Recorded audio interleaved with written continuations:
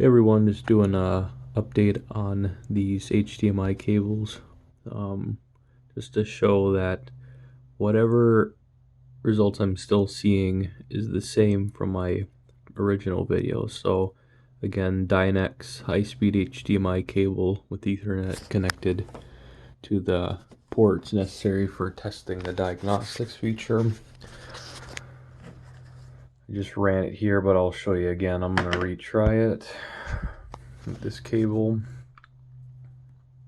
And all I did was turn on the AVR and go right into the HDMI diagnostics menu, and it's still giving me the same results. So I wonder if certain models of Denon's AVRs are having issues with this test, or it's a certain firmware version, because even my firmware version updated a few days ago.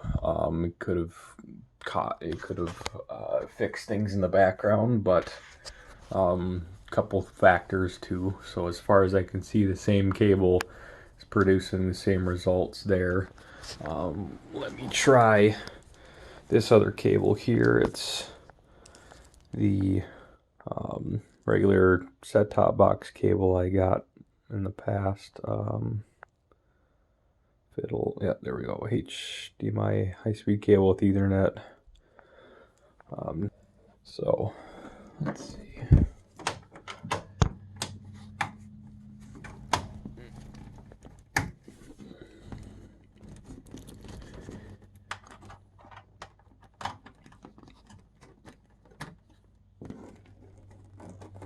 Okay, so it's plugged in. I didn't even turn off the AVR or anything when in between retrying these tests. So we'll see what the second test looks like on this cable. This is the cable that supposedly did the 4K test, and same results again.